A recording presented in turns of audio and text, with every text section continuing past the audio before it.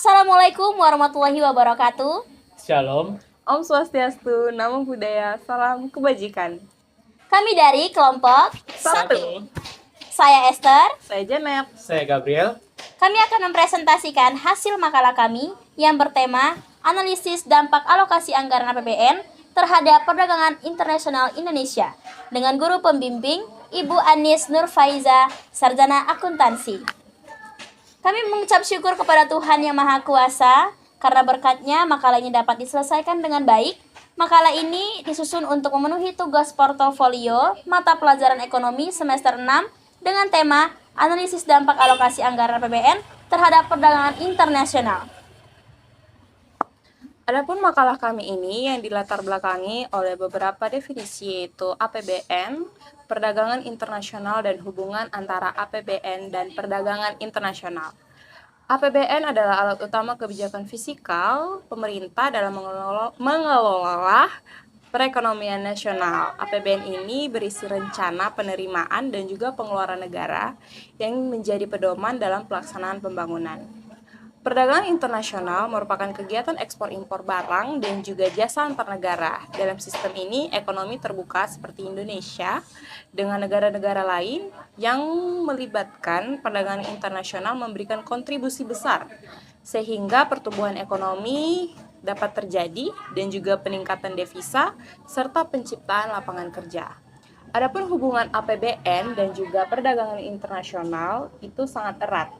Alokasi anggaran juga untuk infrastruktur, subsidi, pendidikan, dan promosi perdagangan juga dapat mempengaruhi daya saing produk Indonesia di pasar global. Oleh karena itu, untuk menganalisis dampak alokasi APBN terhadap perdagangan internasional, penting untuk kita lakukan agar kita dapat mengetahui efektivitas kebijakan fiskal pemerintah. Adapun rumusan masalah, yang pertama, adanya pengertian APBN dan perdagangan internasional. Yang kedua, bagaimana struktur dan komponen APBN. Yang ketiga, bagaimana hubungan alokasi APBN dengan perdagangan internasional. Terus yang keempat, ada dampak positif dan negatif alokasi APBN terhadap perdagangan internasional. Terus adapun juga tujuan penulisan kami di makalah ini, yang pertama adalah memahami konsep APBN dan perdagangan internasional. Yang kedua, menganalisis struktur APBN. Yang ketiga, mengkaji dampak alokasi anggaran terhadap ekspor dan impor. Terus dan yang terakhir, memberikan analisis kritis terhadap efektivitas kebijakan fiskal. Landasan teori pengertian APBN. APBN adalah rencana keuangan tahunan pemerintah yang disetujui oleh DPR. APBN berfungsi untuk mengatur penerimaan dan pengeluaran negara. Fungsi APBN yang pertama ada pengawasan. Anggaran negara harus menjadi pedoman di dalam menilai apakah kegiatan penyelenggaraan pemerintah negara ini sudah sesuai dengan ketentuan yang ditetapkan atau belum. Dan yang kedua, alokasi. Semua anggaran negara harus diarahkan guna mengurangi pengangguran dan pemborosan sumber daya. Yang ketiga ada distribusi. Semua kebijakan anggaran negara harus memperhatikan rasa keadilan dan kepatutan. Yang keempat, stabilisasi mempunyai banyak makna anggaran pemerintah dan sebagai alat kontrasepsi dalam memelihara dan mengupayakan keseimbangan fundamental perekonomian. Dan yang terakhir ada otorisasi. Di dalam APBN telah menyebutkan bahwa anggaran negara menjadi salah satu dasar untuk melaksanakan pendapatan dan belanja negara di tahun ini. Ketika pengeluaran direncanakan, maka negara bisa membuat rencana untuk memberikan dukungan belanja tersebut. Dengan demikian juga bisa membuat pihak pemerintah mengambil tindakan untuk mempersiapkan proyek tersebut supaya bisa berjalan dengan lancar. Dan yang keenam, perencanaan. Anggaran negara bisa menjadi pedoman untuk merencanakan kegiatan di tahun tersebut. Struktur APBN. Secara garis besar untuk struktur APBN itu sendiri adalah pendapatan negara, belanja negara, keseimbangan primer, surplus, dan defisit anggaran. Selain itu, untuk struktur APBN sudah dituangkan di dalam suatu format yang sering disebut dengan I-account. Ada beberapa struktur APBN yang harus Anda ketahui, yaitu Yang pertama, belanja negara. Besar kecilnya belanja negara bisa dipengaruhi oleh beberapa faktor dan salah satunya adalah kebutuhan penyelenggaraan negara. Belanja pemerintah pusat ada salah satu jenis belanja yang dipergunakan untuk memberikan pembiayaan kegiatan dalam membangun pemerintah pusat. Pada belanja negara pusat juga bisa dikelompokkan menjadi beberapa, yaitu pegawai, belanja negara, belanja modal, pembiayaan bunga utang, subsidi BBM, dan masih banyak lainnya lagi. Sedangkan belanja daerah merupakan belanja yang dibagi-bagi kepada pihak pemerintah daerah. Yang kedua, pembiayaan negara. Untuk besaran pembiayaan negara ini memberikan pengaruh terhadap beberapa faktor, yaitu asumsi dalam dasar mikroekonomi, kebijakan pembiayaan, kondisi, dan beberapa kebijakan lainnya. Selain itu, untuk pembiayaan negara ini juga dibagi menjadi dua, yaitu pembiayaan dalam negeri dan juga luar negeri. Pembiayaan dalam negeri ini meliputi pembiayaan perbankan di dalam negeri dan non-perbankan dalam negeri. Sedangkan pembiayaan di luar negeri meliputi penarikan pinjaman luar negeri yang terdiri atas pinjaman program dan pinjaman proyek. Dan yang ketiga, ada pendapatan pajak. Pendapatan pajak di dalam negeri terdiri dari pendapatan pajak penghasilan yaitu PPH, pendapatan pajak pertambahan nilai yaitu PPN, pajak bumi dan bangunan yaitu PBB, dan yang terakhir ada pendapatan pajak lainnya.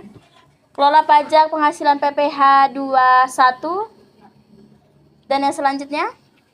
Yang kedua, selanjutnya itu ada pengertian perdagangan internasional, yaitu seperti pertukaran barang dan jasa antara dua negara atau lebih. Jadi mana ada pun teori yang kami dapatkan mengenai perdagangan internasional ini. Yang pertama ada teori keunggulan absolut oleh Adam Smith, dan yang kedua ada teori keunggulan komparatif oleh David Ricardo. Yang pertama teori keunggulan mutlak atau absolute advantage, yang dimana teori ini dikembangkan oleh Adam Smith dalam bukunya The Wealth of Nations, menyatakan bahwa suatu negara itu dapat memperoleh keuntungan dari perdagangan internasional jika berfokus pada produksi barang yang bisa dihasilkan dengan biaya lebih rendah dan juga secara mutlak dibandingkan negara lain. Dan juga kemudian yang kedua itu teori keunggulan komparatif atau comparative advantage, yang dimana teori ini dikembangkan oleh ekonom klasik David Ricardo yang menjadi salah satu dasar penting dalam perdagangan internasional, yang dimana menurut teori ini suatu negara itu tetap bisa memperoleh keuntungan dari perdagangan luar negeri meskipun memiliki keunggulan mutlak dalam memproduksi semua jenis barang, yang dimana hal ini dimungkinkan karena yang menjadi acuan bukan biaya mutlak melainkan biaya relatif dalam memproduksi barang. Artinya selama biaya relatif untuk menghasilkan suatu produk berbeda antara negara satu dengan yang lain, perdagangan tetap menguntungkan. Dan jika masing-masing negara fokus pada barang yang paling efisien, mereka produksi secara relatif. Kemudian ada pun hubungan kebijakan fiskal dan juga perdagangan internasional yang dipengaruhi melalui APBN, yaitu yang pertama subsidi ekspor, yang kedua pajak impor, yang ketiga ada infrastruktur logistik, dan yang terakhir ada kerjasama perdagangan. Dan dengan alokasi yang tepat, tentu perdagangan internasional itu dapat meningkat dan mendorong pertumbuhan ekonomi.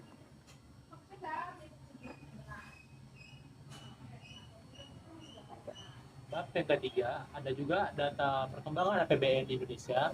Berikut adalah gambaran ringkasan APBN Indonesia beberapa tahun terakhir dalam triliun rupiah. Belanja negara difokuskan pada infrastruktur, pendidikan, perlindungan sosial, dan subsidi energi. Alokasi tersebut berdampak pada peningkatan aktivitas ekonomi, termasuk perdagangan internasional. Daftar perkembangan ekspor dan impor Indonesia. Perkembangan ekspor dan impor Indonesia Februari pada tahun 2025. Indonesia mengalami surplus perdagangan beberapa tahun terakhir yang menunjukkan kinerja ekspor yang baik. Dampak alokasi infrastruktur, perdagangan jalan tol, pelabuhan, dan bandara menurunkan biaya logistik pada pemerintah Jokowi Widodo Pembangunan infrastruktur menjadi prioritas. Dampaknya yang pertama, distribusi barang lebih cepat. Yang kedua, harga lebih kompetitif. Yang ketiga adalah ekspor meningkat. Dampak subsidi dan infektif. Subsidi pupuk meningkatkan produksi pertanian. Insentif pajak mendorong industri prioritas ekspor, namun subsidi yang tidak tepat sasaran dapat membebani anggaran. Baru, dampak pendidikan dan SDM. Investasi pendidikan meningkat kualitas tenaga kerja. Ini membuat produk Indonesia memiliki nilai tambah lebih tinggi dan mampu bersaing di pasar global. Dampak positif. Yang pertama, meningkatkan devisa. Yang kedua, mendorong pertumbuhan ekonomi. Yang ketiga, meningkatkan investasi asing. Yang keempat, membuka lapangan kerja. Dan adapun dampak negatif dan tantangan, defisit anggaran, ketergantungan impor bahan baku, risiko utang luar negeri, dan yang terakhir, fluktuasi nilai tukar. Analisis jangka pendek dan jangka panjang. Jangka pendek meningkatkan produksi dan ekspor, dan jangka panjang meningkatkan daya saing dan kesejahteraan. Namun, perlu pengelolaan hati-hati agar defisit tidak membebani generasi mendatang. Kemudian adapun analisis kritik kelompok kami, yaitu menurut kelompok kami, alokasi APBN itu cukup efektif dalam mendukung perdagangan internasional, terutama melalui pembangunan infrastruktur dan hilirisasi industri. Namun, pemerintah perlu yang pertama, mengurangi ketergantungan impor. Yang kedua, memperkuat industri manufaktur. Yang ketiga, meningkatkan pengawasan anggaran. Dan yang terakhir, mengembangkan teknologi. Sehingga strategi jangka panjang harus fokus pada industrialisasi dan inovasi agar Indonesia tidak hanya menjadi penghasil bahan mentah.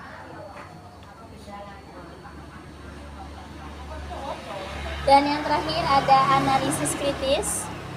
Alokasi APBN memiliki hubungan yang kompleks dengan perdagangan internasional. Dalam jangka pendek, belanja pemerintah meningkatkan impor barang modal.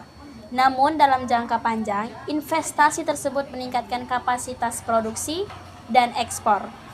Namun demikian, efektivitas alokasi APBN sangat bergantung pada yang pertama, tata kelola yang transparan, yang kedua ada efisiensi penggunaan anggaran, dan yang ketiga ada koordinasi kebijakan fiskal dan moneter. Dan kesimpulan dan saran, kesimpulan kami adalah APBN memiliki peran penting dalam mendukung perdagangan internasional di Indonesia. Alokasi anggaran untuk sektor infrastruktur, subsidi, pendidikan, dan kerjasama perdagangan meningkatkan daya saing nasional. Meskipun memberikan dampak positif berupa surplus perdagangan dan peningkatan devisa, tantangan seperti devisa anggaran dan ketergantungan impor perlu diatasi. Terus, saran kami yang pertama adalah meningkatkan efisiensi penggunaan anggaran. Yang kedua, memperkuat hilirisasi industri. Yang ketiga, mengembangkan inovasi teknologi. Yang keempat, mendukung UKM ekspor. Dan sekian dari presentasi kami. Bila kami ada kekurangan atau kesalahan, mohon dimaafkan karena kami tidak sempurna selain dari Tuhan. Terima kasih dan selamat Sore. sore. Bye. Bye-bye.